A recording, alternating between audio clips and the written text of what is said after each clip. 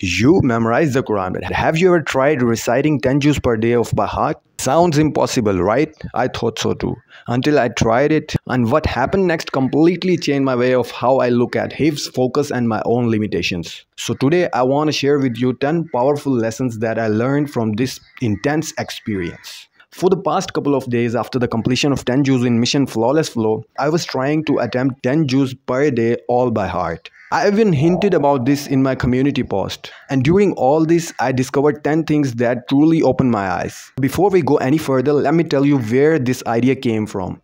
Actually, a friend of mine told me about Abdul Rashid Ali Sufi. He's world-renowned reciter from Somalia, and he has the highest level of sanad in Quran. If you don't know him, go check out this video where he mentioned about how he started doing 3 juz to 10 juz per day. Let's dive into what I learned. Point number 1. You have to sacrifice on the desire of being perfect, because at the end you'll get there, but for beginning you have to compromise on perfection. But you can't be perfect in the beginning, right? And before beginning, this task may seem huge, but you have to pray to Allah and don't think too much. Just start and you will feel like it's like one juz. 10 juz are like one juz. That's what I felt. Point number 2. If you have this problem of losing attention, focus, or less attention span, then what you can do is you can recite some of the portion in Salah. While you are reciting 10 juz, what you can do is for some portion you can do in Salah. That way you will remove all the distractions. 90% of the distractions are removed when you are in Salah. Point number 3. Take breaks. Definitely you're going to need them and you have to take them. But do not start another task in the break, because the break is for you to rest your brain, mentally rest and physically rest, for you to get refresh to restart reciting where you left. Point number 4. Avoid socializing. This is for your focus, because if you interact with people that don't have common goal with you, then eventually they will feed something in your brain that will affect while you are reciting the Quran. That can, because if something comes to your brain while you are reciting, that definitely distract you from the focus from what you are doing. So it is really important you don't hang out with friends, at least that don't have the common goal with you. You can hang out with people that recite Quran or that motivate you, that help you in Quran. That's okay, but don't feed negative things in your brain by interacting, socializing with people. Point number 5. Do progressive overload. Obviously you can't do 10 juz at the first day. You will go there, you will gradually increase your juz. Like for example, I am doing 2 juz, the next day I'll do 3, then 4, then 5. There may be some days that I am able to do only 5 juz, and I can't move on the next day. I can only do 5 juz for 3 days. Then after that I'll move 1 juz. That's how we do progressive overload. We can't even keep on increasing day by day. It's slow process, but eventually you will there. Don't worry. Just trust on Allah. Point number 6. Don't take a gap or free day. If you feel like you can't do it right now, you can't do this today, then what you have to do is you can revise the previous sections that you memorized up until now, until you reach the 10 juz.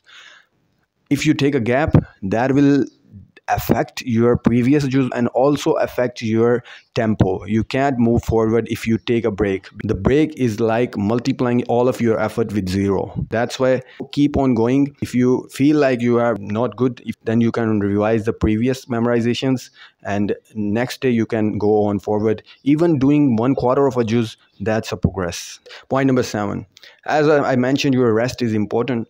So while you are resting, you have to talk less and give your throat and tongue rest. Maybe take some tea or coffee that can give your throat a soothing or comforting effect. What I do is I take a jaggery tea. It gives my throat a comforting effect and it clears my throat. Point number 8.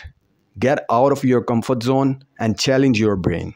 You know, every time we recite something, before that we need to revise that. And when we revise that and we do that specific amount of portion, that is our comfort zone. I call it my comfort zone. Like I do 1 juz, that is my comfort zone. I have to get out of that comfort zone. If your comfort zone is 2 juz, you can do 2 juz per day. That is your comfort zone. You have to get out of that comfort zone if you want to see yourself reciting 10 juz per day of by heart. And when you are doing multiple ajza per day, then you will face mutashabihat that you didn't notice previously, or maybe you did them on separate days. That's why it was easy for you to do. But Now it will be difficult and more challenging for you because you go out of your comfort zone and you maybe fumble or stumble there.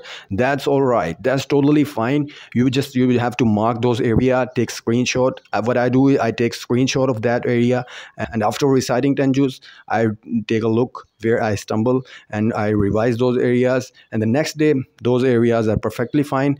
And that also happens that if I made a mistake, I stumble on one page, the other day I won't make mistake on that page, but I will make mistake on the next page, on other page, or some other page, on some other portion.